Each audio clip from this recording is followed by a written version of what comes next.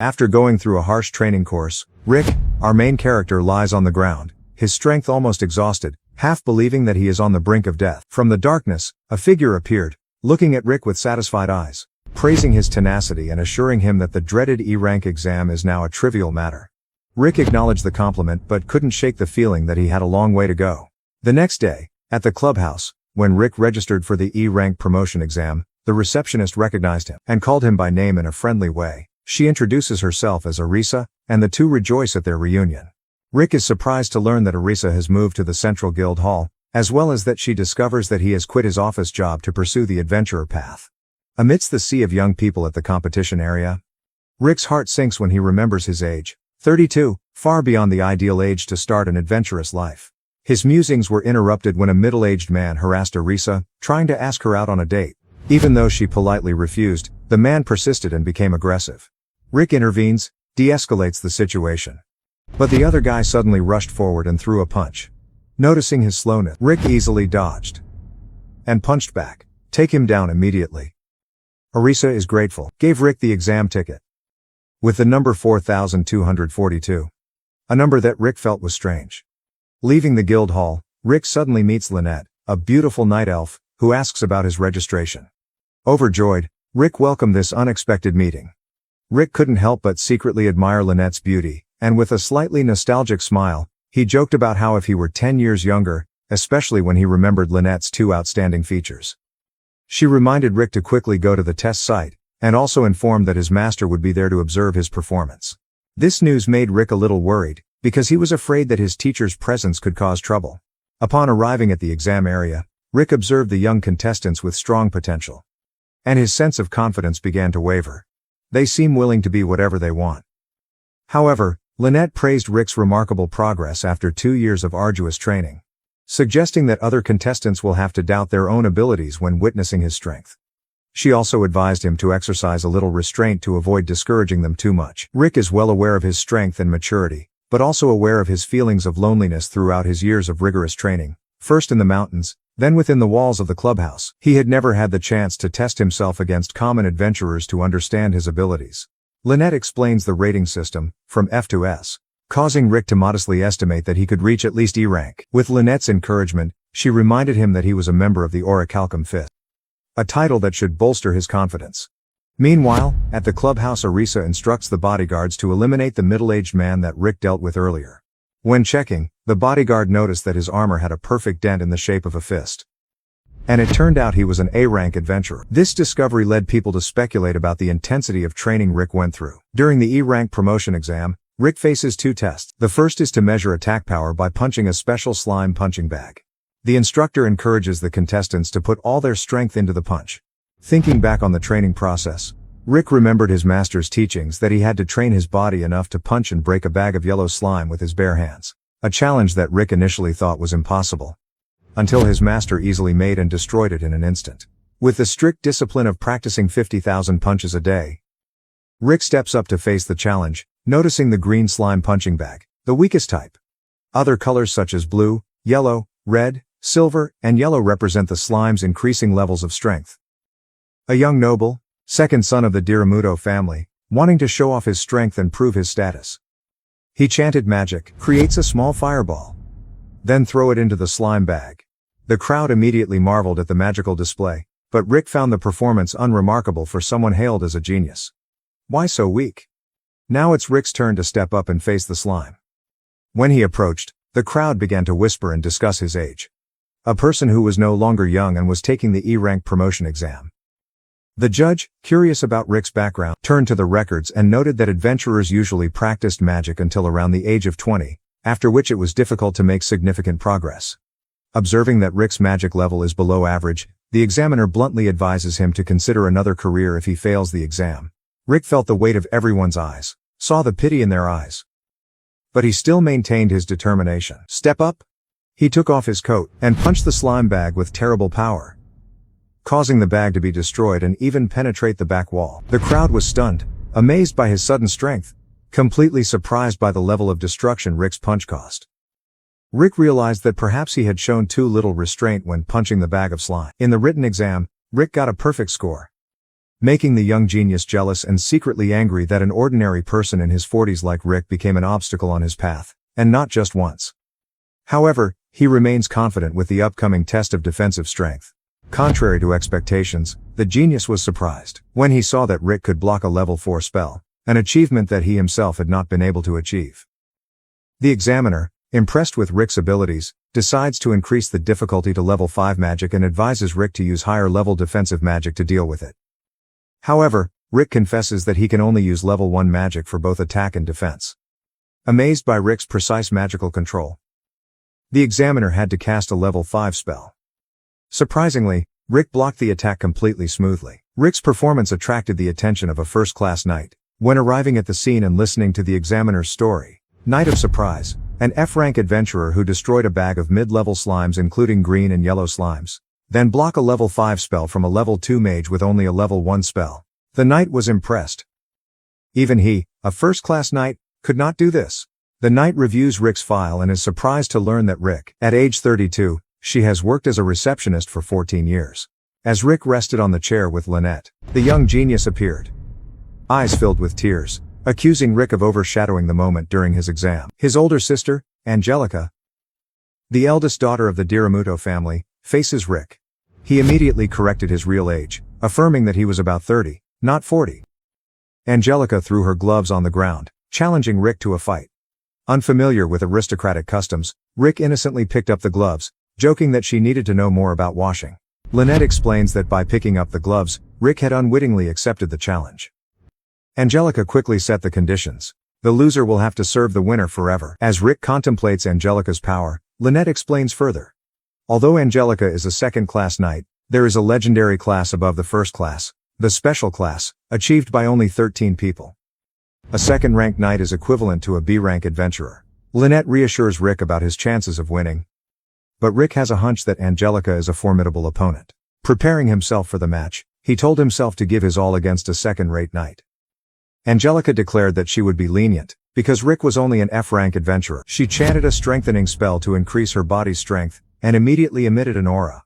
Without warning, Angelica rushed forward with amazing speed, swinging her sword so powerfully that it cut through the wall behind Rick like butter, leaving him stunned by her strength. While Rick was facing Angelica, her younger brother spoke up, called her Lightning Angelica, a reference to the speed with which her sister rose to fame. Angelica warned that her initial miss was intentional and assured her that she would not miss a second time.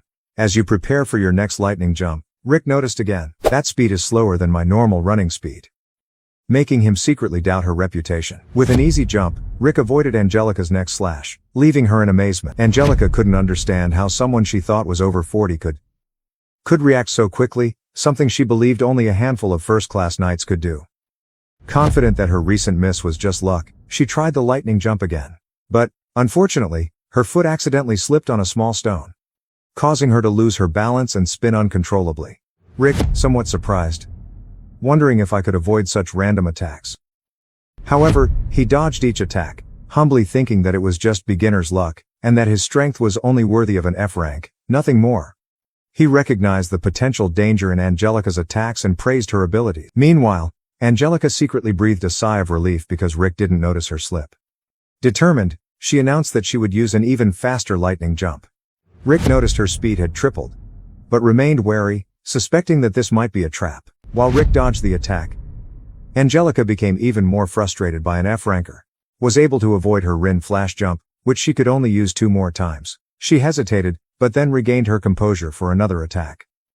Rick dodged again, leaving Angelica with no other choice. In addition to unleashing his ultimate move, Angelica hesitated, gathering her courage for a final attack with Blink Step Rhine. But Rick had anticipated it and was ready to counterattack. However, fate intervened when Angelica slipped again on the same stone. Turns the attack into an unintended low lunge. Reacting quickly, Rick chose to punch the ground. Use force to push Angelica back, helping her avoid a direct hit. Silently, Angelica thanked the stone for her slip that saved her. Rick, on the other hand, was impressed with the way she dodged, mistaking it for a deliberate dodge. Attracted by this F-rank adventurer, Angelica is curious about Rick's past. He simply recounted how he used to be a receptionist in the guild hall and had just switched to being an F-rank adventurer 2 years ago. Angelica was a bit skeptical, but Rick assured him he was trying his best and expressed gratitude for having a worthy opponent. In the end, Angelica accepted defeat, acknowledging Rick's talent. Rick is stunned by Angelica's sudden surrender. He originally thought that she was the one who had the upper hand. As she tried to leave, Rick called out, reminding her of their agreement, and encouraged her to keep her promise of the duel. However, this only makes Angelica flee faster. Meanwhile, in the exam room, Rick is nervous about his first competition. Lynette gently reassured him, joking that even if he failed, he just needed to triple his training intensity. Rick, with a sour comment, said that triple intensity training would probably kill him. Their story was interrupted by Hailing, eldest son of the Diramuto family, who approached Lynette with the intention of flirting, using a joke accidentally learned from YouTube. After the opening sentence, he held Lynette's hand and boldly asked her to become his second wife. Rick immediately intervened, playing the role of protector, pretending that Lynette was his girlfriend to stop Hailing's gossip. Rejected, Hailing laughed at Rick, calling him an ordinary middle-aged uncle, and quips about his F rank. Cocky, Hailing prides himself on being an A-rank adventurer, having started his career at the age of 14, and will oversee the simulated matches of the second test. With an arrogant attitude, he advised Lynette to leave Rick and choose him without thinking further. Lynette takes Rick's side, confirming to Hailing that they are indeed in a relationship. She then criticized Hailing for overusing perfume, making the scent unpleasant. Hailing, with a smug look, announced that he would oversee Rick's second round, determined to show Lynette the enormous difference in their social status. The tension was temporarily eased when the examiners announced the exam results, and Rick, relieved to see his number on the list, gently touched Lynette's shoulder to share his joy. He then quickly apologized for the fake girlfriend drama earlier, concerned that she might find it offensive. To Rick's surprise, Lynette confessed that she was actually having fun with the fake girlfriend drama. She then asked permission to leave to tell his group of friends the good news of Rick's success. Meanwhile, at a restaurant, Hailing sat angrily, suddenly kicked a nearby chair. Determined to find a way to bring down Rick, his anger increased when his two younger brothers arrived, complaining that Rick had bullied them. Realizing that Rick was the one who caused trouble for both his younger brother and sister, Hailing begins planning to sabotage Rick's exam. Meanwhile, Rick entered the exam hall to begin the second exam, where a middle-aged man approached. He introduced himself as Lynx Lolot, judges of this competition. Rick felt relieved, silently thankful that Hailing was not his judge. Lynx mentioned that he looked through Rick's profile and noticed his age. Rick braced himself for the slights, based on what he'd been through, but was surprised when Lynx expressed admiration for his determination. As a middle-aged man like Rick, Lynx encourages him to pursue his dreams. He shared about his desire to become A-list. Even though he had been an adventurer for 20 years and was still a B rank at the age of 40, he never gave up hope. This confession creates a moment of mutual encouragement between the two, ending with a sincere and determined handshake. After they broke up, Hailing, who had been watching from afar, silently followed Lynx to the stairs, intent to discuss something important. Rick glanced at the bulletin board and saw his number was in the group assigned to Lynx Lolot as a judge, making him initially very pleased. However, an announcement soon after revealed that Lynx Lolot could no longer continue as a judge, and Hailing are assigned as replacements, surprising and worrying Rick. Hearing others talk about Hailing as the worst judge, Rick was curious and asked further, then learned that Hailing was a famous A-rank magician, achieving the rank at the age of 17, and was known as the F-rank crusher for his harsh treatment of low-level adventurers during the exam. Rick knows that every year, those who compete for E-rank under Hailing's supervision must endure extremely fierce trials. Realizing that he was in Hailing's sights, Rick became even more afraid, especially when he saw a contestant leave the simulated competition area with multiple injuries and needing medical attention. During matches, Hailing did not hold back, using high-level magic against F-rank adventurers, making the audience unhappy and criticizing him for abusing his power with less experienced people. Hailing eagerly waited for Rick's turn, hoping to crush him. Suddenly, Hailing's butler came to see him and asked to settle things with Rick before it was his turn. And Hailing agreed. Rick, increasingly worried, considers his options. Lynette tries to reassure him, confident in Rick's true strength, but he is still too confused to listen. Suddenly, a suspicious man claiming to be a fortune teller offers to read Rick's fortune for free. Although skeptical but also curious about the suggestion, Rick agreed.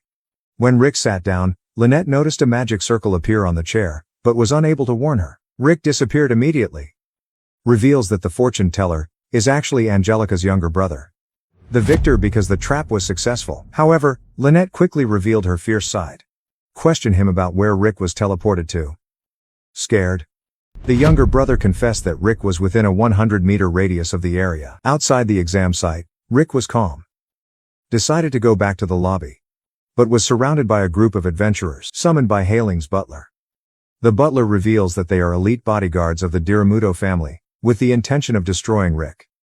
Realizing Angelica's younger brother's role in this conspiracy, Rick clearly understood the seriousness of his situation, facing at least 20 opponents, including B-rank adventurers and even an A-rank butler. He was completely inferior in numbers and strength. Rick prepares for the worst. At that moment, fortunately, Rick's master appears. Rick's master. Noticing Rick outside the exam venue, his master wondered why he didn't go inside when the exam was about to begin. Rick, trying to avoid it, said he was just going out to get some air. However, his master, a man who looked like an orc, sensed something was wrong from the men around Rick. Rick gently patted one of them on the shoulder, joking that they were just friends. But his master, with his sharp instincts, still felt that there was something unusual. Rick, feeling the situation getting tense, warns the butler that they should retreat if they want to save their lives. Ignoring the warning, one of them swung his sword to attack Master Rick, the orc, who was surprised by the strengthening magic the attacker used. Just pointed out that the sword needed further enhancement as it shattered upon impact. As the confrontation continued, the man attempted to throw a punch. But his fist was easily blocked by the orc, and his finger was broken as a lesson in strength. Immediately, the orc used magic to heal his finger. Advised and suggested that he should practice more.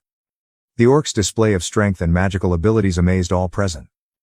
They quickly realized that this person was Blowstone a Shork, a rare monster called a wise orc, not only qualified as an adventurer but also able to speak human language and use magic. The butler, realizing Blowstone's identity, admitted that they were facing a member of the Orichalcum Fist, an S-rank adventurer, and one of the strongest on the continent. However, the butler's subordinates underestimated their opponent, foolishly thinking they could overwhelm Blowstone thanks to their numbers, so they decided to rush in to attack.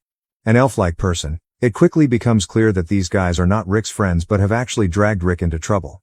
Understanding that Rick always prioritizes resolving everything peacefully, but also realizing the urgency of the situation, the elf plans to cope using his latest invention, an HK-416 customized with magic stones, allowing bullets to explode upon impact. The elf started firing towards the adventurers. Makes Rick worried because this action seems to contradict the principle of peace. However, the elf reassures Rick that his bullets are non-lethal. The butler, realizing the elf's identity, understood the severity of the situation. Elf, half-dwarf, is famous for being the most powerful weapon maker, known as Mizit Eldwarf. Amidst the chaos, one of the men suddenly took a child hostage, ordered Rick's group to lie on the ground. The girl, confused and not understanding his intentions, asked again the reason for their actions. Rick, trying to calm the situation, told the girl that they just wanted to play. The angry man shouted at Rick to be quiet. This made the girl angry. To everyone's surprise, she suddenly unleashed a powerful level 7 spell without chanting, repelling the entire group of adventurers, and disrupts Rick's attempt at a peaceful settlement. The butler, witnessing this incredible power, revealed the girl's true identity. The girl is Alicette Dracul, a purebred vampire with outstanding talent. Even though she was only 10 years old, she had already earned the title of Devastation Prodigy, earning a reputation as an extremely powerful mage. This incident left a deep impression on the butler, causing him to reconsider his life choices. Overwhelmed by the power of the group of S-class adventurers and yearning for a more peaceful life, he decided to resign and pursue a peaceful life. Meanwhile, Lynette still holds Angelica's younger brother hostage.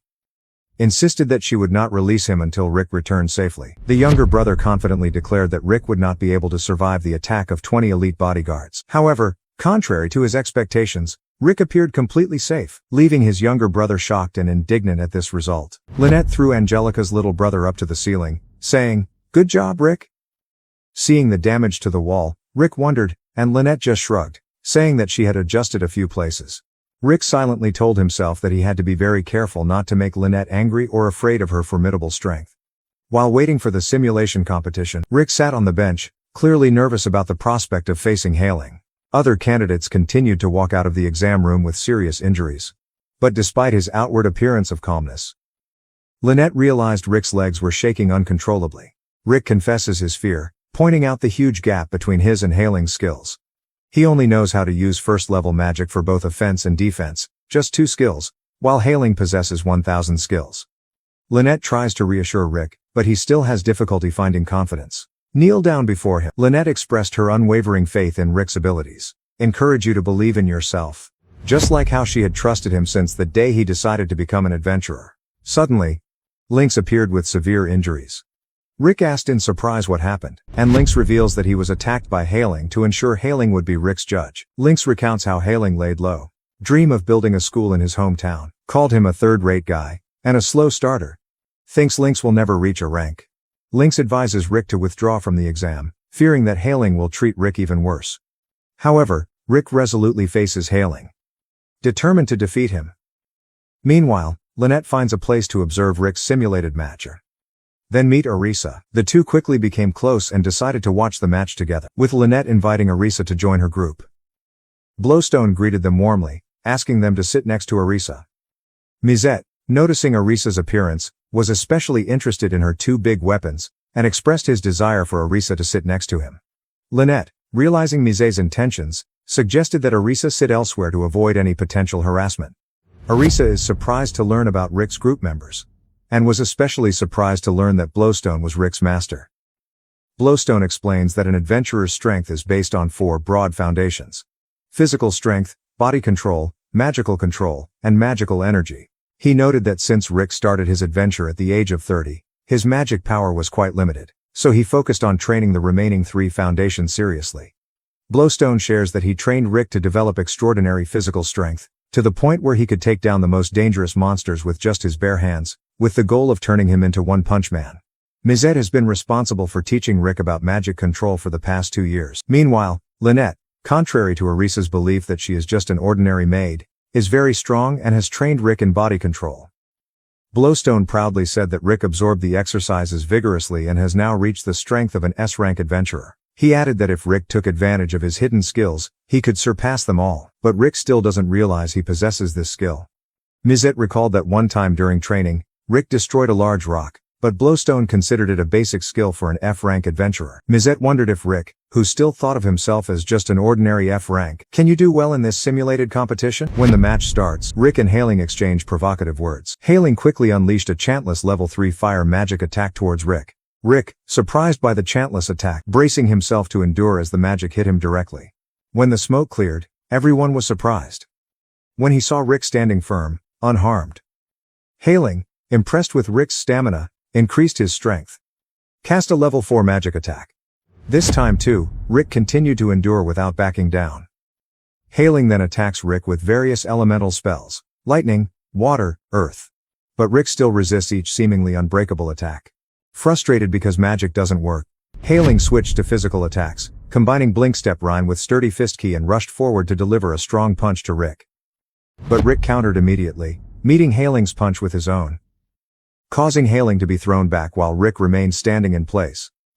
After regaining his balance, Hailing realized there was something special about Rick. Rick realized that, although Hailing possessed abundant magical power, his other basic skills were still inferior to his. This discovery makes Rick more confident about his ability to win the simulated match. Hailing then unleashed a level 3 fire spell at full power, but Rick easily blocked it with his palm. When Hailing used Blink Step Rhyme to close the distance, Rick calmly declared that Hailing's speed was too slow. In response, Hailing activated the Iron Body skill to block Rick's punch, tries to maintain his position and finally admits that Rick is an excellent E-rank adventurer. However, Hailing still refuses to acknowledge Rick's strength, accusing him of just being lucky. Rick countered, explaining that he had used body manipulation, a skill that went far beyond normal enhancement magic. Hailing, piqued by curiosity, asked what Rick had done in the past 2 years to gain such power. Rick talks about his harsh training process. You must not leave the dragon's den until you defeat it. Having to swim in a monster's liquid trap until I suffocate, and was dropped into monster territory with a 1-ton weight, forced to run 100 kilometers. Arisa heard it and was surprised, asking if Rick died during training. Blowstone explains that Rick has died many times, but each time he revived him. Still skeptical, Hailing asks for more proof of what Rick told. Rick then shares his ultimate dream: defeat the world's strongest monster, Kaiser Arusapieto. This revelation made the Hailing family laugh loudly. Consider it a childish fantasy. Compare with the fairy tale legend of the hero Yamato, who defeated Arusapieto. Hailing mocks Rick's dream as something only children would imagine. Determined to finish the match, Hailing cast a level 7 Chantless spell, binding Rick's legs. Haven't stopped yet? Hailing proceeds to summon a giant golem using level 8 magic, claiming this is his strongest magic. Despite facing formidable challenges, Rick remained steadfast, clenching his fists. Be ready to confront both Hailings and golems. Hailing mocks Rick for relying on low-level magic. But Rick confidently replied that he had practiced his magic hundreds of millions of times in the past 2 years. Arisa didn't believe it when she heard that, thinking it was impossible.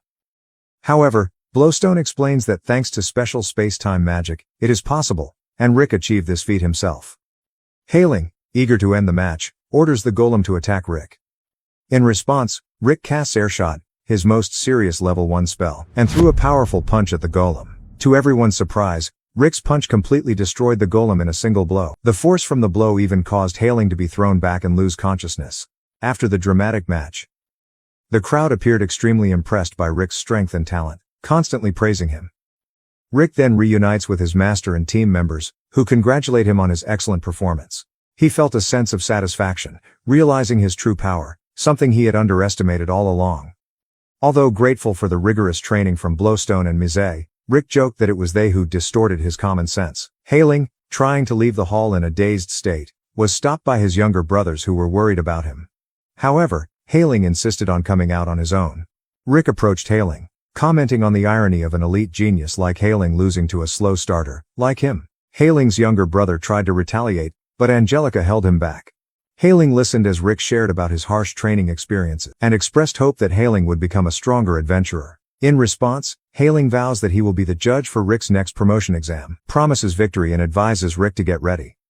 After the exchange, Hailing and his family left.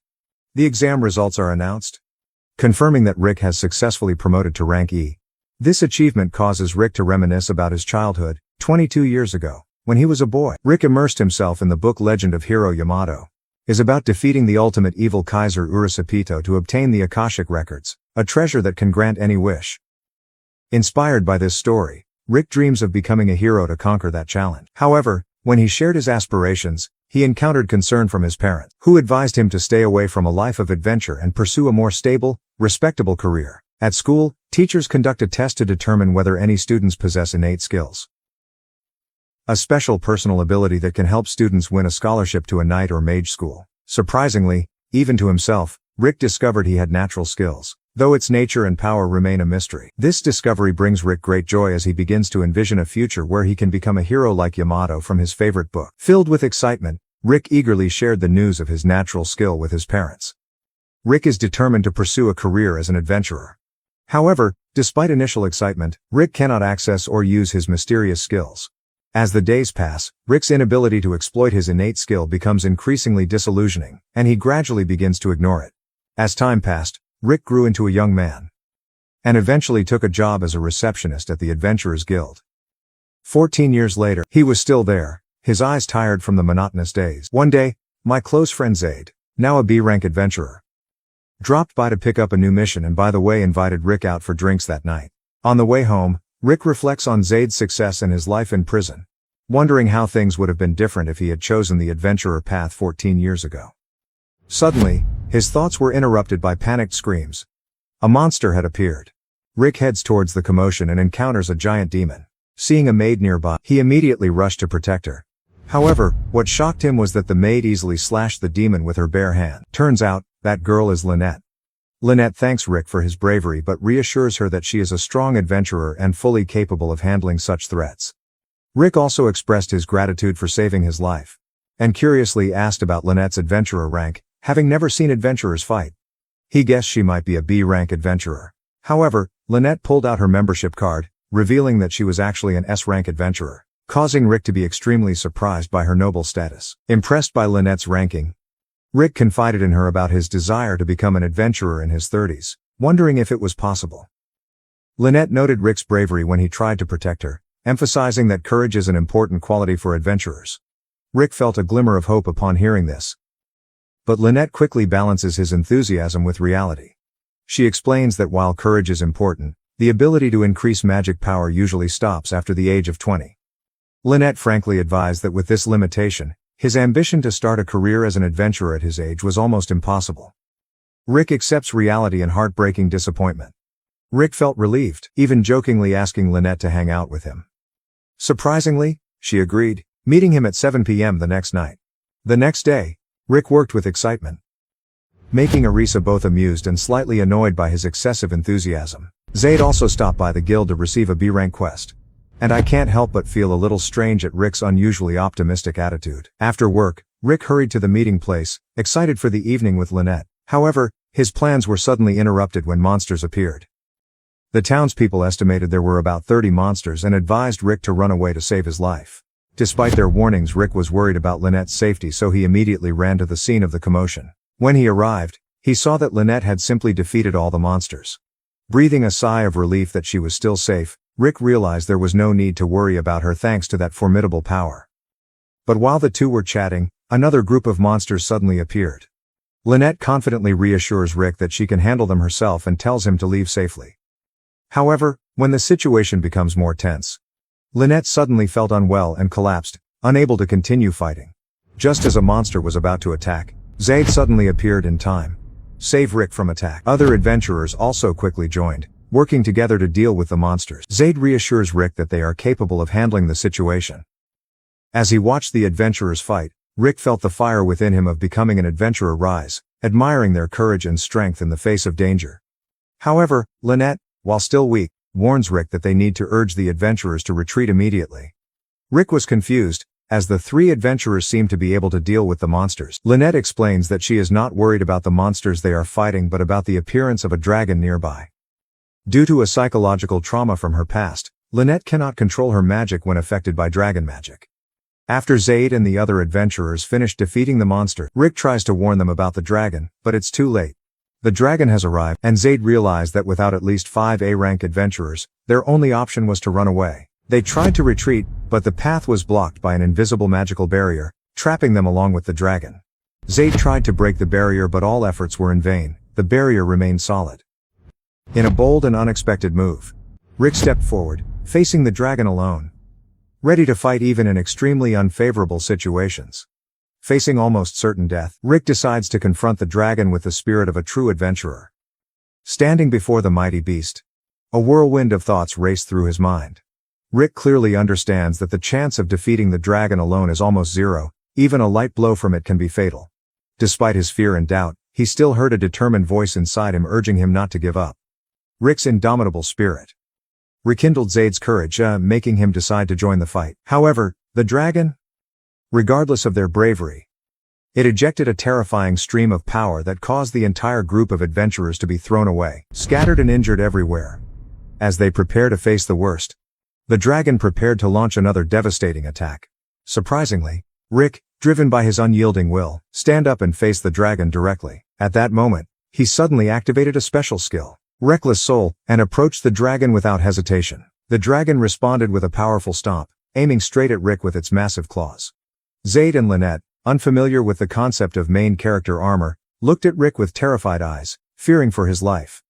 Standing firm against the enormous pressure, Rick not only resisted the dragon's pounce, but also pushed it away. Create a moment of inspiration. A powerful aura, similar to that of a Super Saiyan, suddenly surrounded his body, leaving both Zaid and Lynette stunned, especially since Rick doesn't inherently have much magical energy. Embrace the power that has just awakened. Rick admitted that this skill was a bit late, but he was ready to use it thoroughly. He unleashed a serious punch aimed at the dragon. At the same time, it released a huge stream of power towards him. Miraculously, Rick's punch penetrated the dragon's scales, showing off his extraordinary strength. Lynette and Zaid are amazed by Rick's strength. Dizzy and exhausted, Rick collapsed, satisfied with his victory. A week later, Rick woke up in bed, next to Lynette. She explains that his body is recovering because the magic circuits in his body were damaged. Lynette then invites Rick to join her group, Orichalcum Fist. She admired his courage and determination in battle, and believes that Rick has the potential to become a powerful adventurer. She also shared that the group's goal is to destroy Arusapieto, completely in line with Rick's dream. Filled with joy and touched by the invitation, Rick sheds happy tears, excited for the chance to finally become a real adventurer. Back to the present, Lynette congratulates Rick on becoming an official adventurer. Rick is grateful, thanking Lynette and his mentor for their training and support. I'm glad I never gave up on my dream. The day after the exam, Rick visits Lynx in the hospital to congratulate him on his discharge and fulfills his promise to go for a drink. Curious about Rick's special powers, Lynx expressed a desire to undergo similar training and was eager to meet Rick's group, causing Rick to have a complicated facial expression. A few days later, Lynx prepares to visit Rick's group, taking Rick's advice about gearing up to the highest level. Was greeted by Rick right at the entrance. Lynx comments on how there are no monsters around the castle. Rick explains that no monsters dare come near, confusing Lynx with advice about wearing high-end equipment. Inside the castle, Lynette warmly welcomed Lynx. Suddenly, Arisa came down from the stairs and fired a high-level lightning bolt at Rick, which he skillfully blocked. He gently reminded her not to use magic in the castle. And only when Lynette threatened to take Arisa's meal away did she stop with a naughty smile. While Rick was busy with Alicette, Lynx decided to explore the castle, carefully keeping the armor on like Rick had told him to when going out. In the empty lot, Lynx caught Mise engrossed in creating a new weapon. A bazooka. Mizet invited Lynx to test the invention. By shooting at the target, the weapon launches an impressive explosive rocket. But Mizet seemed dissatisfied that there were still ashes. Shows that there is room for further improvement. Lynx was nonetheless impressed with the weapon's destructive power, realizing that if the technology were mass-produced, it could completely change the nature of war. Quickly, Lynx realizes Rick's group is no ordinary person and wonders if these extraordinary events are an everyday occurrence for them. Continue to explore. He entered a room, where he found Blowstone intently reading a book. Blowstone welcomes Lynx and shares that reading helps him stay calm. Curious about Rick's training, Lynx expressed interest in Blowstone. Feel Lynx's excitement. Invited him to experience reality. The group went deep into the forest, where Lynette was picking mushrooms. Suddenly, Lynette heard a scream and discovered Lynx rolling down the mountain slope. She quickly caught up and saved him from a fatal fall. Lynx, although frightened but grateful, then realized there was a giant dead wild boar lying on the ground. Lynette simply said she would have it for dinner, leaving Lynx amazed at her strength. Lynx talked about his training ordeal, revealing that he was strapped to 500-kilogram weights and had to run down a 70-degree slope, which almost led to his death if Lynette hadn't intervened. Lynette shares that Rick went through the same type of training, but he died several times, something Lynx found hard to believe. On the way back, Lynx was amazed at Lynette's lightness when carrying 500-kilogram dumbbells. He later meets Rick and asks about the number of times he died during training, a question Rick avoids answering by praising Lynette's cooking skills. After enjoying a delicious meal, Blowstone deals with the topic of 6 gems, magical stones. When gathered enough will open the dungeon where the legendary Kaiser Arusapieto sleeps and open the door to the Spiral of Origin.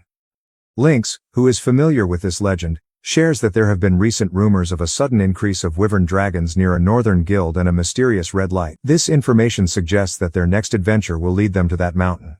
At the Northern Society, a young female F-rank adventurer named Ray Lucas, often tasked with sweeping floors, always longing for a real mission. At that moment, Rick's group appeared, wanting to accept a mission with a danger index of up to 82. However, the receptionist refused their request. The guildmaster explains that this quest requires at least 4 people, in which at least 2 people must achieve rank A or higher, while their group only has 3 members. Rick and his group realize they need to find a 4th member to temporarily accompany them. Blowstone asked the guildmaster to provide an assistant, and the guildmaster, overwhelmed by Blowstone's presence, quickly agreed. He called Ray Lucas, knew that she was eager to participate in a mission, and insisted that she join Blowstone's group. Although she was initially somewhat scared, especially by Blowstone. Ray was greeted with a handshake. Ray is curious about Rick's rank and learns that he has just reached E rank. On top of the mountain, they meet a wyvern. Before Rick could suggest a strategy, Blowstone calmly punched him. Makes the wyvern fly away. Rick is concerned that the wyvern's companions may arrive as reinforcements. But Blowstone, finding the situation troublesome, asked Rick to take Ray to safety. Rick takes Ray to a safe place. As they waited, they saw wyverns being sent flying from where Blowstone and Arisa were fighting. Suddenly, a red wyvern rushed towards Rick and Ray, determined to fight. Rick confronts the red wyvern and knocked it down with a single punch straight through its head, killing it instantly. Ray is amazed by Rick's strength and asked if he was really E-class, but Rick asserts his rank. After the match, Blowstone and Arisa joined them, revealing that they completed the quest and found one of the 6 gems. Returned to the castle, the group members gather to examine the Crimson Petal gem. This gem emits a magical energy that attracts monsters and can lead them to other gems. Mizet used arcane magic on the gem, creates a land map indicating the location of the next gem. This gem is located in Herakutopia, a country famous for its martial arts competitions and famous arenas. 4 centuries ago, Herakutopia was just a small country in the desert, until the 4th king, Alexander Herakutopia, built an arena. Alexander participated in matches himself, fought without weapons and held an undefeated record in more than 10,000 matches. His power attracted challengers and spectators from across the continent, quickly turning Utopia into a powerhouse. Alexander, who built the country with his fists, was honored with the title King of Fist. When Rick's group arrives at Utopia, they pondered how to start searching for the pearl. They quickly noticed a thug harassing a woman. Rick steps forward to intervene, but Blowstone acts first, even though he's more interested in asking about the gem than protecting the woman. The thug, feeling provoked, challenges Blowstone to a back-alley duel. After a short fight, he realized that he had made a big mistake. Defeated, he agreed to answer Blowstone's questions. Rick gives out the crimson petal, and Blowstone asked him about a similar gem but yellow.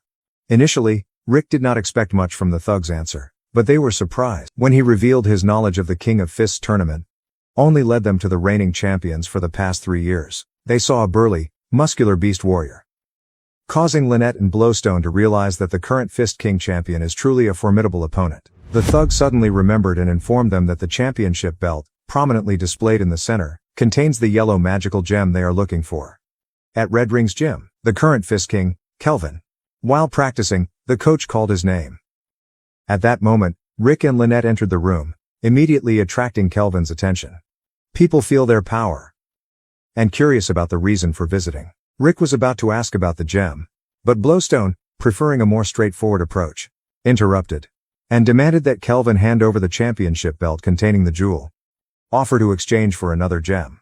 The coach, worried about the gym's reputation, asks them to leave, but Kelvin, intrigued, asks the coach to calm down and decides to hear them out.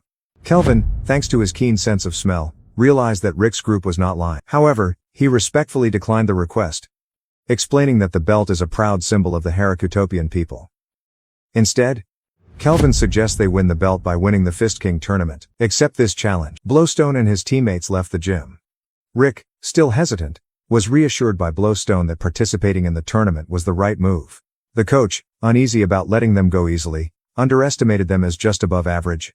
But Kelvin, realizing the group's extraordinary strength, eagerly waited for the upcoming tournament, believed that the battles will become legendary. At the Fist King tournament qualifiers in the West region, Rick prepares to participate even though he is not very confident in his strength. He decided to fight alone in this group. Lynette offered to join, but Rick expressed a desire to face this challenge himself. He thanks her for her support. Meanwhile, Blowstone chose to play in the Eastern League alone. Rick worries that with his enormous strength, Blowstone might accidentally injure someone during the match. When Rick was called in for the test, the examiner explained the nature of the test. He will participate in a simulated match with random people, fighters who joined the tournament the previous year. The judges also clarified that, even if Rick did not win this match, he could still overcome it if his strength met the set standards. Entering the arena, Rick nervously waited for his opponent. When he heard his opponent's voice, he was surprised because it sounded familiar. When the opponent steps out, turns out it was Angelica, leading to an unexpected reunion between the two in this strange setting. When Rick and Angelica faced off in the arena, both were curious about each other's presence here. However, the judge, eager to proceed with the match, urged them to get started and suggested that they could talk later. The battle begins with Angelica determined not to lose, especially because of her pride and the fact that Rick defeated her brother, hailing a top A-rank adventurer. She quickly used the flash step technique, but unexpectedly, stumbled again. Regaining her composure, she blamed herself for not being careful. But when she tried flash step again, she tripped again, making her suspect that this was not a coincidence. It's strange, I don't understand why the author likes to show this angle again. Rick then reveals his newly developed skill, the first of 8 secret techniques, retreat leg sweep. Angelica, realizing the skill and strength needed to perform this move, acknowledged Rick's talent. Even though I don't want to accept failure. Despite her determination to continue, Angelica's subsequent flash step attempts all ended in her falling. Finally, she realized the futility and decides to surrender, choosing not to continue fighting Rick. After the match, Rick shares with Lynette his success in the test, officially qualifying him for the Fist King tournament as a fighter. Angelica, curious about their goal in the tournament, listen as Rick explains that his goal is to win the Fist King tournament. Angelica explains the difficult road ahead, outlines the structure of the tournaments and the requirement to place in the top 7 of the first tournament to qualify for the main event. She explains that as a new fighter, Rick will start in the 5th division and needs to win at least 7 out of 10 matches in each tournament to advance. This means more than 40 matches to reach the first division. A feat she considered almost impossible within a month. However, Rick was undeterred by the challenge, recalling his rigorous training and considering 40 matches in a month to be feasible. He suggested adjusting the plan with Lynette to accommodate this new challenge. Angelica, impressed and somewhat intimidated by their strength, could only advise them to quickly leave the human realm after witnessing the group's abilities. Angelica informs Rick that tournament rules only allow one athlete to compete in the same arena once per day, with dozens of preliminary arenas scattered within a radius of 30 kilometers. She emphasized that even with Rick's strength, there could be no more battles during the day. Lynette, after reviewing the schedule, urges Rick to leave immediately, reminding him of the limited time. Rick looked at his notes and realized he only had 15 minutes to get to the arena 30 kilometers away. Angelica doubted this possibility, even when traveling by carriage. But Rick decided to run in the hope of being faster. Angelica, with a skeptical look, watching Rick rush away at amazing speed. When curiously asked if Lynette was planning to watch Rick's match, Angelica was surprised when Lynette offered to take her to the arena. Lynette lifted Angelica up and jumped over buildings to quickly reach the arena. Rick won the second match, feeling optimistic about his progress. He believes he can reach the first division within 4 days if he maintains his current form. An idea that Angelica found difficult to believe given the intensity of playing 10 matches a day. However, surpassing all expectations, Rick reached first place in just 3 days. Rick proudly shared this good news with Angelica, not forgetting to thank her for providing valuable information about how tournaments work. At a restaurant, Rick and Angelica discuss the breaking news surrounding Blowstone's performance in the tournament. During his matches, Blowstone met an opponent who boasted that anyone hit by his punches could not get up for 10 days. However, when this opponent punches the Blowstone, it felt like punching a giant tree trunk, completely ineffective. With just a single hit, Blowstone easily won the match. He completed all 40 matches and won each match with just one blow, reaching the first division tournament in just 2.5 days. Seeing Blowstone's incredible success, Rick felt more admired and excited than ever. In light of Blowstone's remarkable success, Rick considers returning home, confident that Blowstone can take on the rest of the tournament alone. However, Angelica provides Rick with the match schedule, explaining that in the first division, all opponents are pre-arranged. She emphasized that matches in this class are not just a fight but also part of an entertainment program with strict management from the organizers. The top 7 fighters from this tournament will advance to the main event. Angelica also explained the scoring system. Each win gets 2 points, a win via decision gets 1 point, a loss via decision gets no points, and a complete loss gets 1 point deducted. Each competitor will have 1 match against 10 selected opponents, and rankings will be determined based on accumulated points. In the next match, Rick faces an opponent using the resilient fist technique. However, Rick skillfully dodged the attack and applied the third move in secret power-keeping technique. A chop to the back of the neck makes the opponent unconscious. Rick, known in fighter circles as the Old Rookie, won. In the next match, Angelica, nicknamed Lightning and 9th-ranked fighter, faces 6th-ranked fighter Taylor Blizz, dangerous deep-sea creature. Angelica opens with her forte move, Lightning Leap, but Taylor remained calm, creating a level 3 water wall for defense. Angelica immediately counterattacked with a level 2 lightning arrow, stunning Taylor. Lynette and Rick watch from the sidelines, impressed by Angelica's tactics and her strong foundation in all 4 areas of combat. Rick admits that she is stronger than her brother Hailing. However, despite her good skills, Angelica is still at a disadvantage against Taylor, who views her attacks as minor annoyances and claims to be able to endure thousands of them. Taylor then threw a strong punch at Angelica, leaving her unable to dodge, and was sent flying into the wall, instantly losing consciousness. Taylor Blizz won the match. After Angelica recovered in the infirmary, Rick is worried about her and questioned the haste in the last match. He commented that the match was not in her favor due to her opponent's strong defense and wondered why she was expending so much energy. Angelica, slightly annoyed, dismissed Rick's concerns and attempted to leave, but Rick follows, suggesting that she could have won with better planning. This made Angelica pause, and thinking about discussing it in more detail with Rick. However, their conversation was interrupted by noise from a nearby restaurant. They walked over curiously and saw Taylor, the fighter from the previous match, in trouble. An aggressive dragon is confronting a waitress, and Taylor tries to protect her. But unfortunately, Taylor was defeated instantly, was knocked down by the Dragon Man, and stomped on it. Both Rick and Angelica were stunned to see Taylor defeated so easily. Angelica explains that the attacker is a Dragonborn, a race typically larger than humans. This Dragon Man is even bigger than Blowstone. Things became more tense when the Dragonborn, angered by a spilled drink, tore the waitress's dress. When Angelica stepped forward to intervene, the Dragon Man turned his anger towards her. Rick quickly intervened. But Gis threatened to kill him. At that moment, another dragon person, dressed in luxurious clothes, appeared. This person calmly advised Gis not to act impulsively before the main match. Realizing the newcomer was Snape, Gis reluctantly left the restaurant. Snape apologized to the restaurant staff for the disturbance and offered compensation. Snape then turned to Rick, greeting him in a friendly manner. Snape introduced himself as Snape Lazarect, head administrator of the Western Tournament. Rick is surprised at how Snape knows him, but Snape explains that Rick's rapid rise to the top level of the tournament has made him a notable figure in the tournament's history. Rick immediately realized that Snape had been a gladiator, a feeling that became clear when he shook Snape's hand and learned that Snape had been trained in combat. Snape admits this, but says it was 20 years ago. Snape reveals that as a dragon, his physique makes it easy for him to attract attention and fame. Snape also explains that Gis Lizarect is his younger brother, and apologizes for Gis's behavior, describing Gis as someone who gets angry easily with those he perceives as weaker than him and is difficult to control because of his strength. Snape expressed his inability to manage his younger brother's behavior.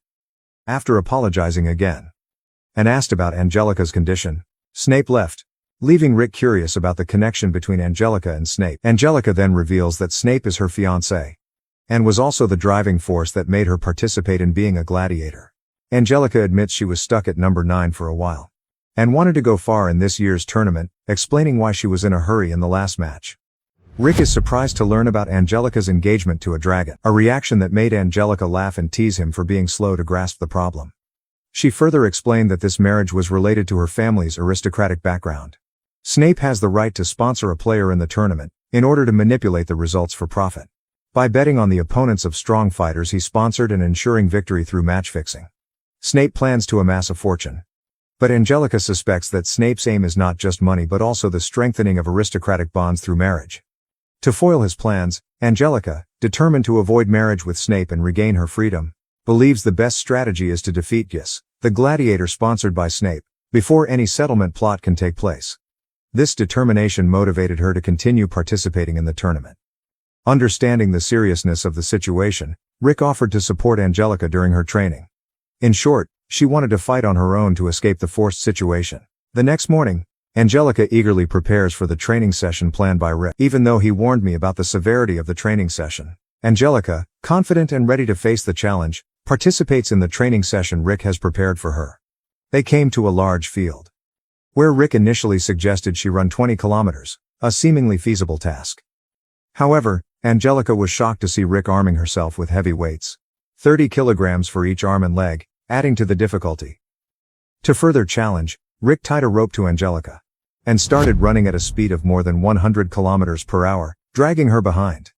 This speed far exceeds the capabilities of Angelica's blink step technique, pushing her to the limit of her physical strength and testing her endurance. Rick explains that the purpose of this training session is to help Angelica's body get used to the fast movements. Notice that although her initial acceleration was strong, her subsequent movements were unstable. The goal was to improve her flexibility and control at high speed. Rick shares that he went through the same process, being dragged by Lynette to practice his speed and endurance. After 6 hours of exhaustion, Angelica collapsed, begging for rest. However, Rick encouraged her. Try to overcome your limits. Complimented her endurance and compared it to his own initial training experience, where he faced death 3 times on his first day alone. Angelica brags that she survived the first day without having to endure the same extremes as Rick.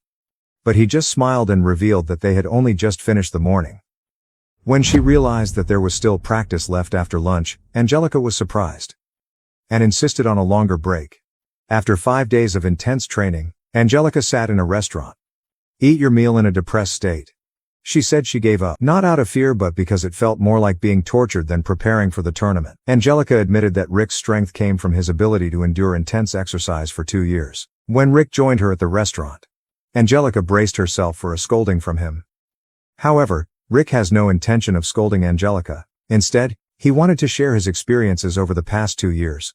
Initially cheerful, Rick's expression gradually turned serious as he talked about the countless times he died during training. He specifically mentioned one incident, when killed by Alicette's magic, and Blowstone, due to mana exhaustion, had to rely on Alicette to infuse him with mana to revive him. Hearing about Rick's harsh training regimen and repeated deaths shocked Angelica.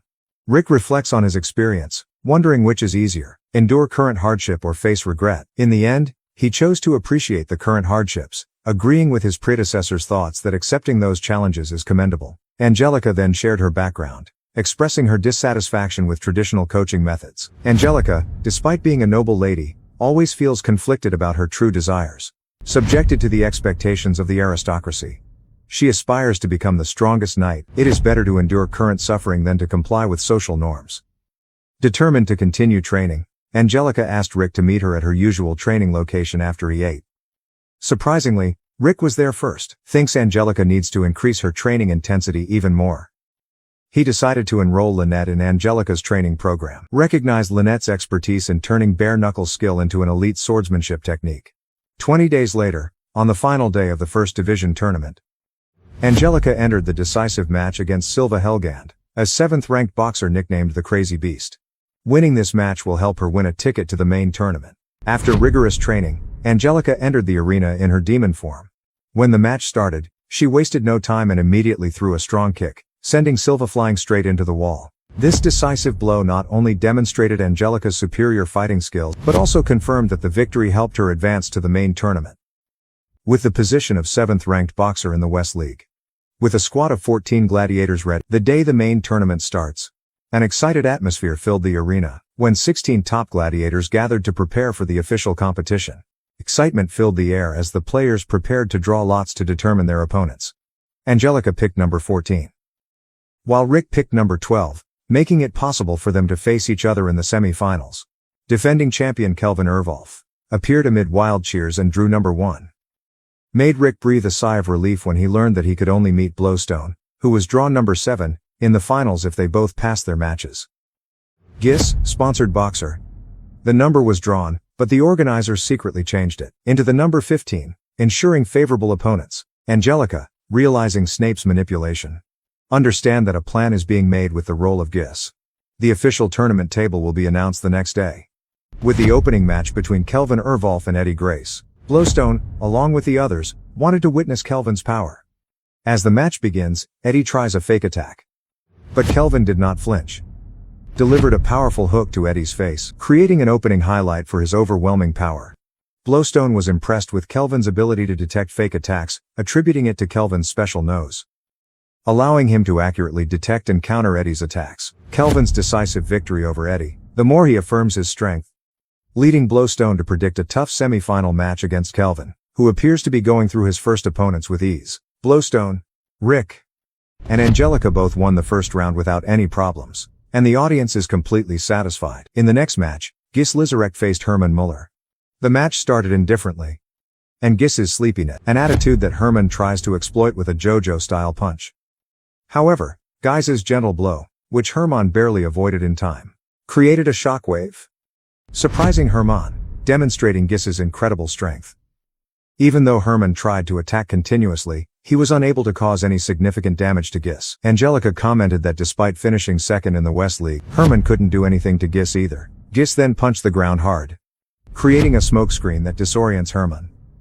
Taking the opportunity, he swung his hand and delivered a fatal blow, knocking Herman out of the competition with just a single blow. After the match, Rick observed that while Gis possessed considerable strength and endurance, his movements showed a lack of training, suggesting that perhaps Gis had never actually trained. Practice seriously. As Angelica and Rick approach Gis, Angelica warns him to be more careful in the next match, where she will be his opponent. Recognizing Angelica as his brother Snape's fiancée, Gis nonchalantly said that he would avoid hitting her in the face to preserve her image for the wedding. Even suggested that Angelica should give up so he could save himself the effort. Angered by Gis's disrespectful attitude towards the gladiators, Angelica criticized him for disregarding the serious training of others. Gis arrogantly asserts that his physique and natural talent are natural.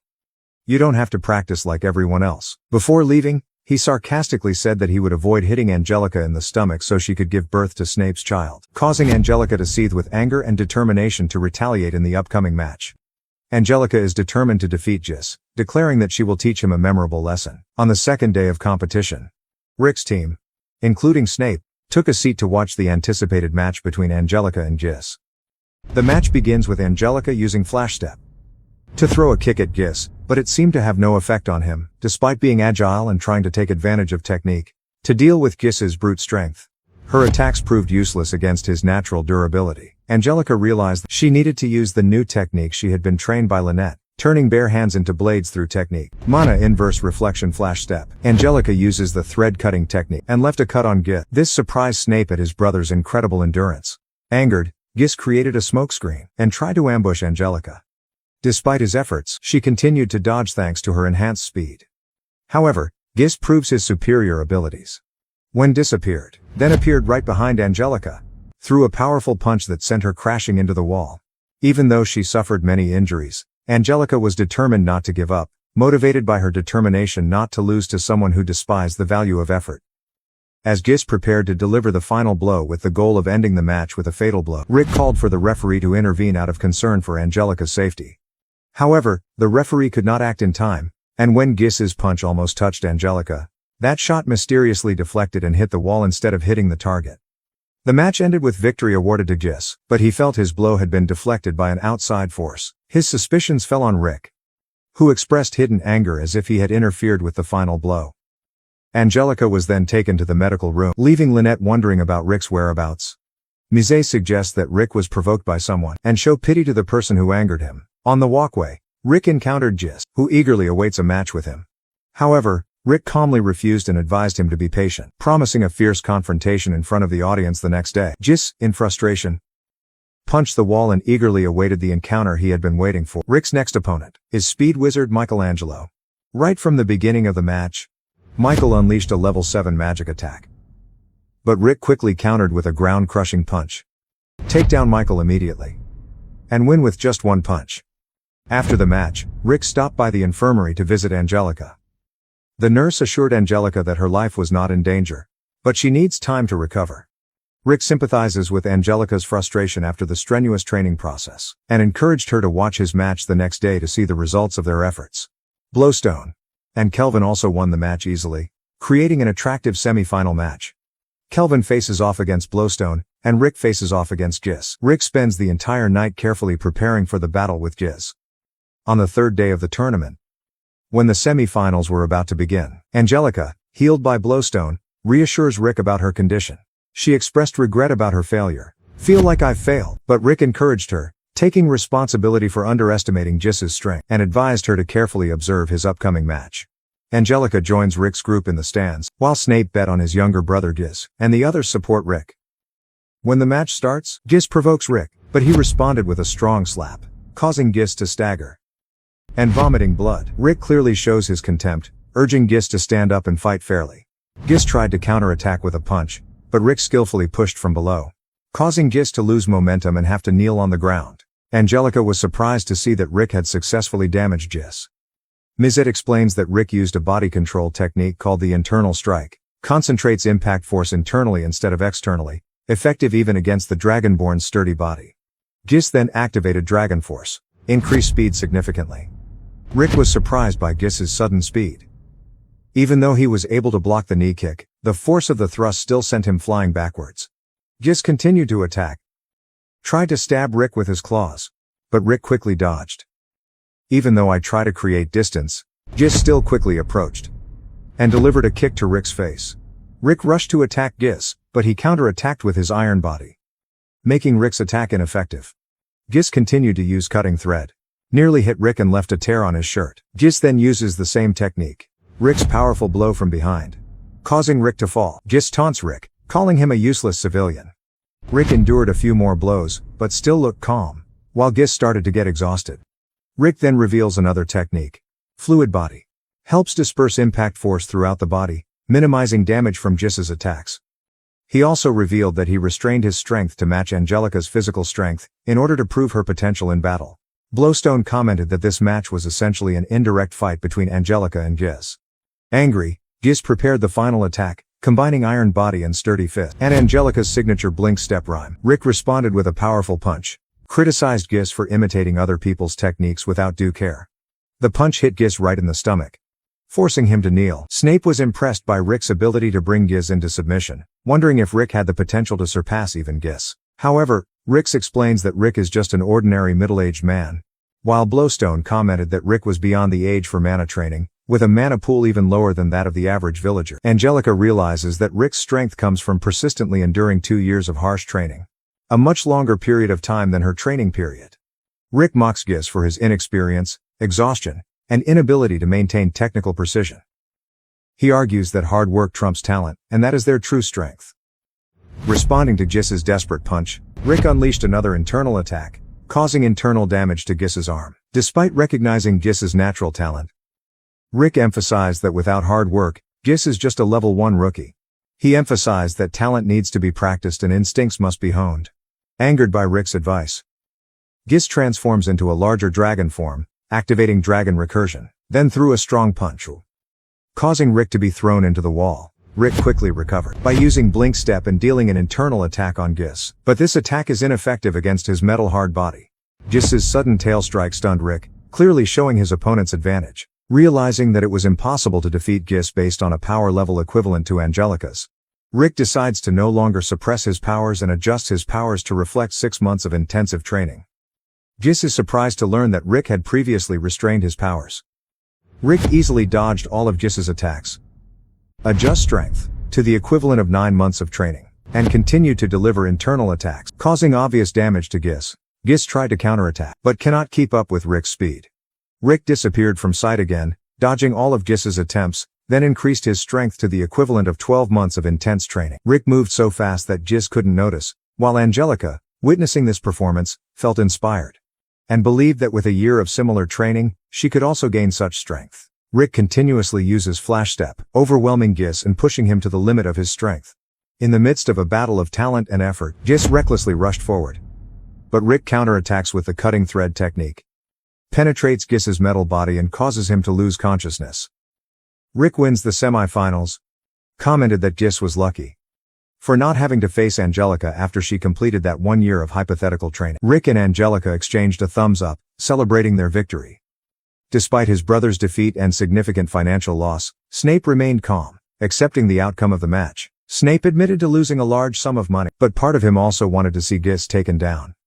Realize the difference between your own efforts and just relying on your natural talent. Snape did not regret this outcome and was sad that he had missed his chance to marry Angelica, whom he praised as an excellent woman. With some regret, Snape said goodbye to Angelica. Meanwhile, Blowstone prepares for his match with Kelvin, causing the audience to explode with excitement. Kelvin walked in under warm applause. But the tension suddenly increased when Gis, still suffering the consequences of dragon recursion, suddenly rushed at Kelvin. With remarkable calmness, Kelvin knocked out Gis with just one punch, impressed the crowd, and assert his position as a formidable champion, on par with S-rank warriors. The match between Kelvin and Blowstone began. Kelvin opened with powerful JoJo punches aimed straight at Blowstone. Blowstone can block all of Kelvin's attacks. With his flexibility, Kelvin quickly moved behind Blowstone to strike. But Blowstone still counterattacked brilliantly, showing outstanding strength and defense. Kelvin continued to use his acrobatic skill to throw a slashing kick, but Blowstone blocked it, and responded with a powerful jaw hook. Even though Kelvin avoided a direct hit, the shockwave from Blowstone's punch still caused great damage to the arena. Realizing Blowstone's extraordinary strength, Kelvin admitted that this was the toughest opponent he had ever faced. Finally, there is a worthy opponent whose eyes shine with determination for the legendary match. Kelvin initially thought that Blowstone was just a warrior who relied on raw strength. But Kelvin quickly realized the importance of the 5 main skills in the match and rated Blowstone as a well-rounded opponent with high stats in all areas. He noticed that from the beginning of the match until now, Blowstone had never moved from his original position, making Kelvin wonder if Blowstone was intentionally giving him an advantage. Realizing that he had unintentionally created a disadvantage for his opponent. Even if I try to stop it. This greatly impressed Kelvin. Kelvin then combined his JoJo punch with normal punches and the rolling fang technique into a relentless chain of attacks targeting Blowstone, and skillfully dodged the technique rolling fang. When Kelvin tried a low kick, Blowstone absorbs the attack and counterattacks with an uppercut. Kelvin just had time to avoid a direct punch, but the shock wave from Blowstone's blow still impacted him, causing a crack in his ribs from just the slightest impact. This reveals that contrary to the appearance of total balance, Blowstone's strength and defense are truly outstanding, making him a warrior who relies on overwhelming strength. Blowstone then used telepathy on Kelvin, who immediately realized Blowstone was holding back his power. Kelvin confessed that he found it difficult to fight hard after becoming stronger 7 years ago. In an abandoned slum, Kelvin's future coach and his colleagues searched for potential fighters. Hearing rumors about the hungry wolf of the slums, they were curious to test his strength. Upon arriving at Kelvin's residence, they discovered he had defeated most of the thugs in the area. Impressed by Kelvin's strength, they confirmed that he was the hungry wolf and expressed their intentions. They own a fighting gym at Herakutopia and wanted to recruit Kelvin because of his potential. The trainer offers Kelvin a chance to use his fists at Herakutopia, promising that he will be well fed and face stronger opponents. Fascinated by this prospect, Kelvin was lured by the invitation. And when he arrived at Herakutopia, he was amazed at the stark difference between the vibrant city and the slums where he once lived. At the gym, he discovered that this place gathered top fighters from the King Fist tournament. Although eager to show off, Kelvin was quickly defeated by the 4 strongest fighters. The coach anticipated this, believing that with time and coaching, Kelvin's talent and experience would improve significantly. Despite initial failure, Kelvin was not discouraged. On the contrary, it gives more motivation to become stronger with each match. Kelvin enjoys dishes he has never tasted before and devoted himself to rigorous training. After just 1 year, he participated in the King Fist tournament, advanced to the final round and faced the champion 2 years in a row. Kelvin's confidence has never wavered, and the final was surprisingly easy, marking his ascension as a new champion. Everyone in the gym celebrated Kelvin's victory together at the restaurant. Everyone congratulated him. However, Kelvin felt a lack of interest. The matches seemed like just routine work. His opponents almost stood still, unable to keep up with his attacks. Repeated victories, with no real challenge, made Kelvin feel discouraged even after only a year of training. Kelvin realized that he could be even stronger, but also understands that constant training can make him lose the joy in matches. Still, he persisted in practicing, enjoyed the feeling of growing stronger, and a desire to meet the coach's expectations. The man who saved him from the slums. After once again winning the Fist King tournament with a single blow, Kelvin no longer feels joy in his victories. A year later, he overheard the conversation about the tournament losing its appeal due to his dominance, threatening the gym's revenue. Despite suggestions of match fixing, Kelvin's teacher firmly refused. Values Kelvin's reputation as the strongest champion, rather than the financial benefit of the gym. Kelvin understood that his teacher considered him a son, after his biological son suddenly passed away at the age of 19. This discovery made Kelvin even more determined not to do anything that would cause difficulties for his teacher, even when having to reduce the power during the match to please the audience. This approach helps gyms and tournaments regain their appeal, proving that Kelvin's decision to bring joy to the audience is his way of repaying his teacher's efforts. During his match with Blowstone, Kelvin confessed that he found it difficult to fight seriously. Blowstone responded by using only 2 fingers. But even though I tried to restrain it, Blowstone's power was still too overwhelming, easily blocked, and countered Kelvin's JoJo attacks. Kelvin's coach, upon witnessing the match, urged Kelvin not to underestimate Blowstone and fight with all your might. He emphasized that his lifelong dream was to forge the strongest warrior in history, and placed all that trust in Kelvin. The coach clarified that his son's legacy is a different story, just for Kelvin, with the advice to focus entirely on becoming the strongest, to fulfill his teacher's dream as the most worthy way to repay his gratitude. Inspired by those words, Kelvin prepares for battle. He disappeared in an instant, then rushed forward and threw a punch at Blowstone, who responded by blocking the punch with just 5 fingers, instead of just 2. Blowstone responded with a punch, but Kelvin quickly dodged and create distance, then cast a level 5 spell. Fire waves target Blowstone. Angelica was surprised to find that Kelvin, of the Dogman species that was weak in magic, can also cast a 5th level spell. Blowstone reacted immediately, stomping the ground to erect a defensive wall, infuse mana into it to block the fire. Rick observed Kelvin's natural talent and his perseverance in training, recognized Kelvin as a true genius, on par with Blowstone. As Kelvin prepared another spell, Blowstone saw an opportunity and punched the molten wall, causing debris to fly towards Kelvin. Kelvin avoided them with a quick jump, then cast a 7th level spell, Jungle Rope, to tie Blowstone. While Blowstone is bound, Kelvin begins casting 8th level magic. Summon a meteorite aimed directly at the opponent. However, Blowstone quickly broke the bondage, and with a powerful punch, he smashed the meteorite, surprising everyone, including Kelvin. Blowstone expressed respect for Kelvin's determination to fight hard and pledged to respond with the same strength. He raised his thumb sideways, a gesture Rick interpreted as a quarter thumb in orc language. Denotes a refusal to avoid or defend, a willingness to face head-on. Blowstone's approach shows he was ready to attack. For the first time, Kelvin felt shy. In response, Kelvin used a 6th level spell, Electrical Blast, and Blowstone received the attack without dodging. Blowstone provoked Kelvin for restraining his power, urging him to give his best. Then rushed over, throw a powerful punch. Kelvin dodged, but the power of Blowstone's punch devastated the entire arena, causing destruction and perhaps sending some spectators away forever. Hope they bought insurance before watching this match. Kelvin realized that he could no longer rely on his sharp nose to predict Blowstone's movements, and switched to continuously casting 4th to 6th level spells. However, Blowstone did not flinch and continued to advance, ignoring magical attacks. As Kelvin was about to cast a 7th level spell, Blowstone broke through your defenses, throw a powerful punch, causing Kelvin to be thrown away. Although Kelvin tried to minimize the damage by using defensive techniques such as flexible body, the force of the blow still caused him to stagger. Rick, witnessing Kelvin's tenacity and ability to quickly improvise in defense, couldn't help but admire him. He commented that Kelvin had shown considerable effort in minimizing the impact of Blowstone's powerful punch. However, Kelvin, now lying on the ground and coughing up blood, realized the severity of his injury. However, with the determination to honor the coach's dream, Kelvin stood up and cast a series of 7th level spells without chanting, "Gather all your remaining mana," without giving in, based on the remaining physical strength for the final attack.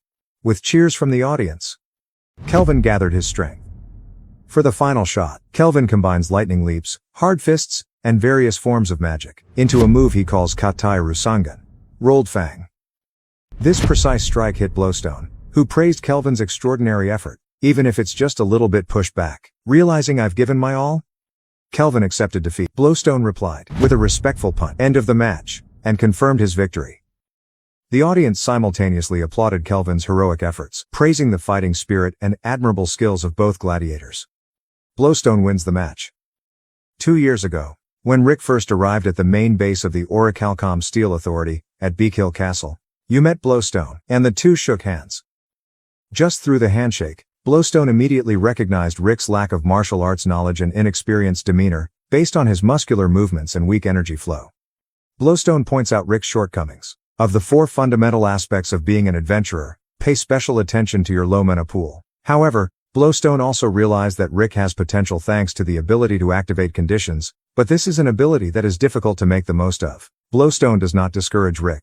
Instead, he suggested that Rick needed to undergo significantly more training than someone with natural talent would require, and asked Rick if he was up for the challenge. Fast forward to the present, when the final match between Rick and Blowstone is about to take place.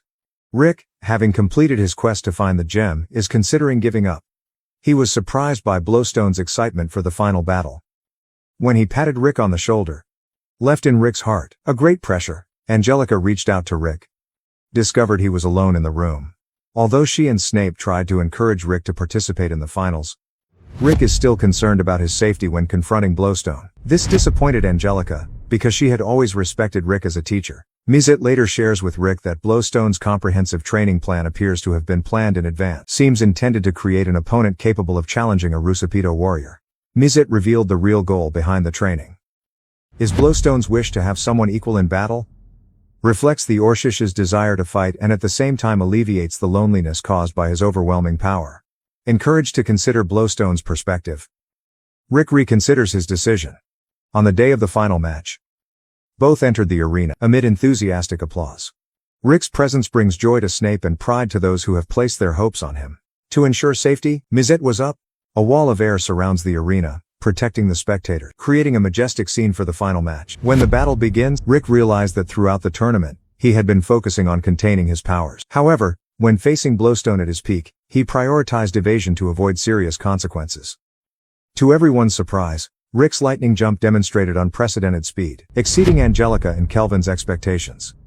Rick launched an attack, not just cracking the ground, but also left a small scratch on Blowstone's arm. Although Rick moves extremely quickly, and unleashed a series of sudden punches, Blowstone is still proficient at blocking all attacks, resulting in a high-speed sequence of attacks and defenses. Feeling a deadly punch coming from Blowstone, Rick instinctively put distance between them, deciding to stay out of danger. Rick counterattacks with the cut thread technique and causes another scratch on the blowstone, causing the audience to explode with excitement. Kelvin and Angelica struggle to follow the dizzying movements of the two combatants, amazed at the power they were witnessing. Although still afraid, Rick remained steadfast in his determination to fight, while Blowstone decided to switch to offense instead of defense, prepared to deliver a shockwave punch from afar. Predictably, Rick was ready to dodge. However, Blowstone, don't just throw a punch, but a series of continuous shockwaves, a technique that Mizet describes as Blowstone's normal punches, capable of continuous attacks, causing Rick to not have time to react and get closer. When faced with this onslaught, Rick worried that he wouldn't be able to dodge the upcoming punch. But when the dust settles, Rick was seen using a level 1 defense skill to deflect Blowstone's punch. And what's more, without chanting a spell, made Kelvin extremely impressed. Blowstone praises Rick's skillful parrying technique, while Angelica couldn't help but acknowledge the intensity of the match, likened it to a clash of S-rank gladiators, where they demonstrated abilities far beyond human limits. Blowstone, with the pride of a teacher, praised Rick for becoming stronger, and expressed that Rick deserved his respect. Rick was surprised by Blowstone's compliment, because he knew that Blowstone never lied or gave empty praise. Rick felt honored, but also realized it wasn't enough to fulfill Blowstone's dream, a boxing match with an equal opponent. Rick shares what Mizet told him about Blowstone's dream, and expressed his desire to reciprocate that devotion. He asked Blowstone about the reasons behind the desire for a fair boxing match. More open, Blowstone began talking about his past 46 years ago. Traditionally, orc tribes lived in communities segregated by gender, but from a young age, Blowstone realized that he was different from his family and other orcs, characteristic gray skin and superior intelligence compared to his peers. Blowstone taught himself to read and write through the books left by humans, gradually absorbing human lifestyles and habits, and named himself Blowstone. He also learned martial arts, knowledge of magic and healing magic. For among orc tribes, disputes were often resolved by fighting, and the strongest became leader.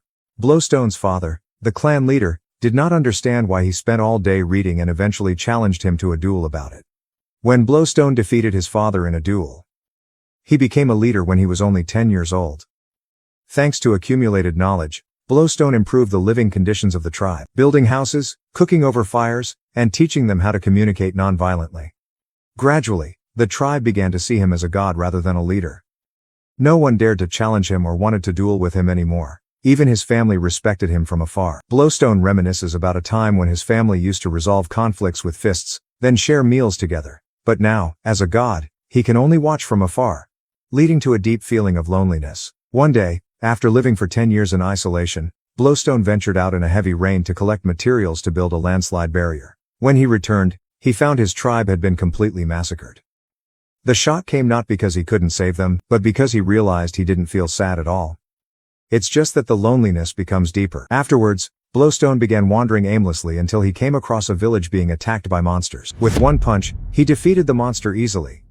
But the villagers, mistaking him for another monster, ran away in fear. An adventurer sought to confront Blowstone. But when he realized his extraordinary strength, and understanding that Blowstone had just saved the village, the adventurer decided to approach and interact with him. Blowstone tells his story, expressing his desire to find people of equal talent.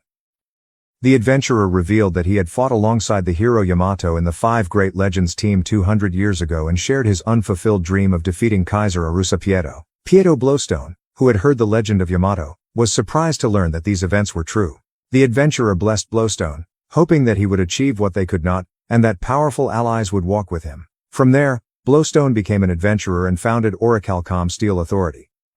Brings together members like Mizet, Alicet, and Lynette. Although strong, it still could not fulfill Blowstone's desire for an equal fight, a dream he had never confessed.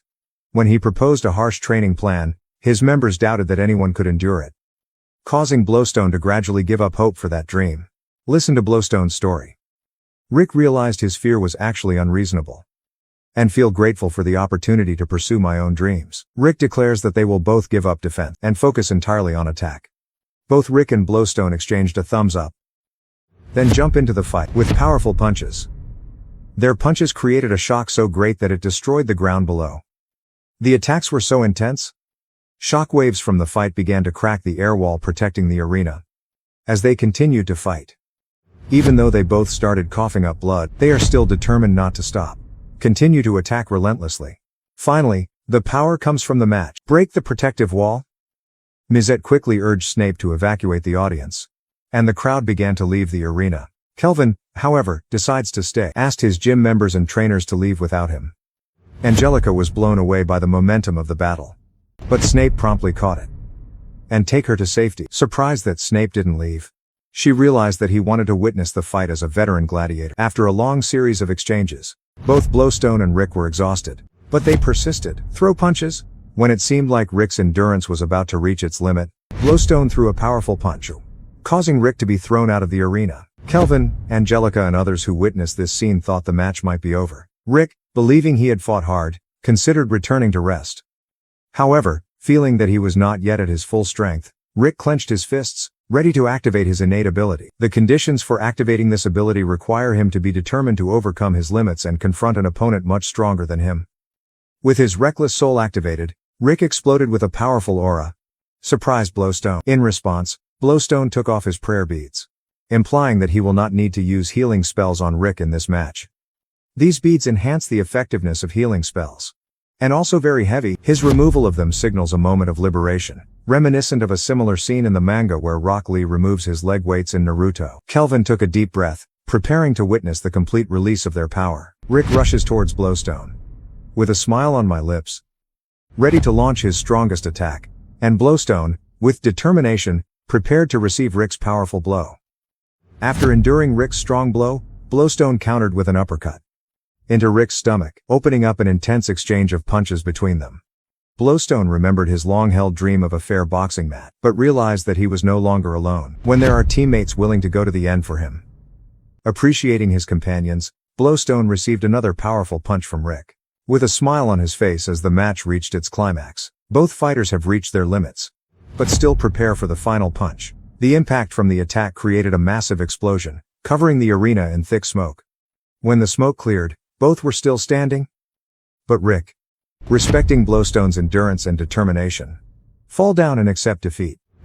The host officially announced Blowstone as the winner of the 113th tournament. However, Blowstone, realizing the profound meaning of the match and the fulfilled dream, saw Rick as the real winner. Before he too was exhausted and collapsed, their confrontation ended in a sacred and profound moment, marking a meaningful end to their legendary rivalry. What a beautiful, simple but wonderful moment.